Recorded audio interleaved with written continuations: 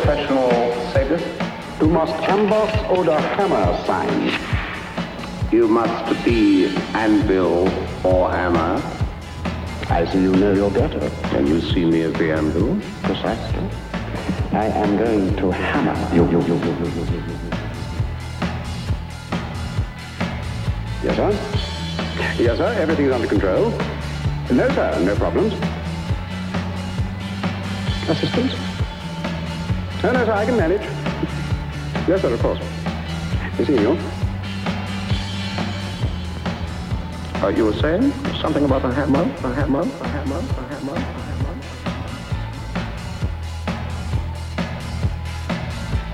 Arms dealer, former OSS member, retired from CIA. That's right. He is called the Wizard of Whispering Death. Right. Developed I've heard that phrase. Ingram M10 machine gun pistol. Right. And the first submachine gun silencer, which was featured in this Day of the Condom. Right. He went in, he was an undercover operative operating in right-wing organizations, Nazi organizations, and he discovered a number of funny things, such as the fact that Henry Kissinger was involved in international terrorism, specifically in gun running out of Reading, Pennsylvania, Montreal. He cracked a gun running network. Kissinger was doing that on his spare time while he was as doing NSC director. Mid-East diplomacy and shuttle diplomacy.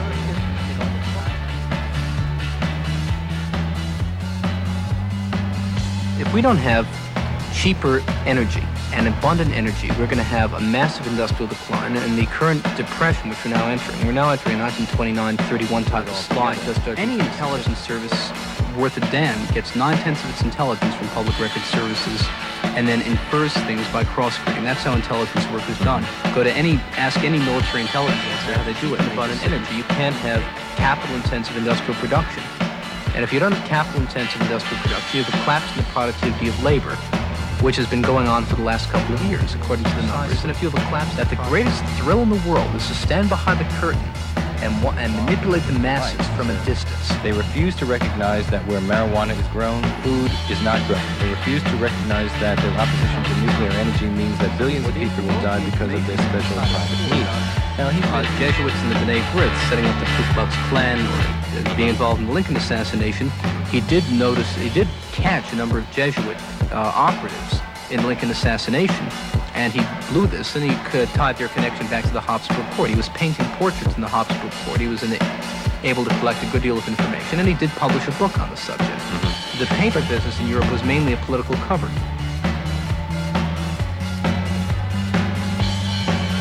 The blitz of British cities, as opposed to targeting by the Luftwaffe of military targets, was something which the British got the Germans to do. When you talk about the British, who are we really talking about? Adams, Thomas Malthus, David Ricardo. That this was an intentional tactic on the part of the British High Command, because to kill off British people. The cities could take the damage. They didn't give a damn about it. We're talking about a group of families they want who to run avoid Britain for the last 300 years. They encouraged the Germans through misinformation and other things which they had allegedly because of code cracking. I think they also had some agents in place in Berlin, which they don't talk about.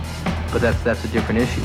They encouraged this stuff. They were real human bastards. And the bombing of Dresden was the other thing from the other side. It was a totally vicious, dirty action. It was a hostile city. And the purpose of the thing was to tell the Soviet Union, look, we are such psychotic, murderous, crazy bastards, you better watch out for us, because we'll do anything. Mm-hmm. Which was Richard Nixon's theory, the irrational would frighten them. Nixon would call it the madman theory of foreign policy. Yeah, well, so I guess he learned it from Winston Churchill. From Kissinger, actually. Is there still any form of blood sacrifice? Oh, there is indeed. Sacrifice is their expression of the deepest sentiment and emotion. If the gods are angry, they must be appeased.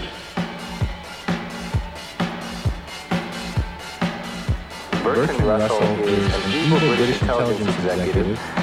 You say that he proposed the use of drugs in political subversion in the 1920s. So is Theodore Adorno a social critic and musicologist who you claim is responsible for punk rock? Adorno was responsible for the Princeton Radio Project in the 1940s.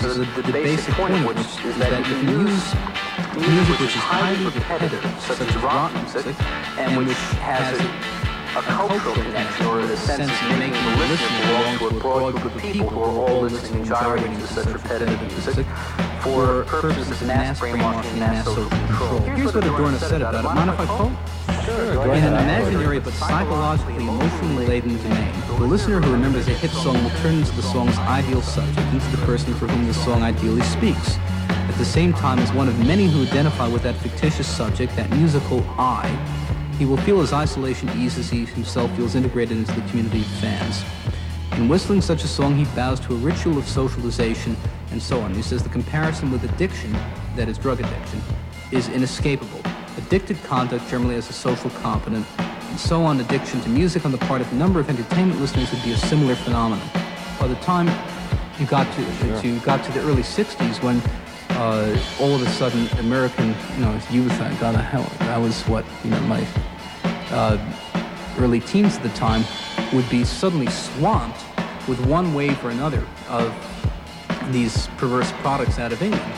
You did have mass profiling of listeners, which I consider to be a form of mass brainwashing, available because of Adorno's work in the Princeton Radio Project. I don't give a damn what you like. The guy's So guilty. the Beatles, in other words, the Beatles were somehow part of the mass brainwash conspiracy against some plan. Yes, absolutely.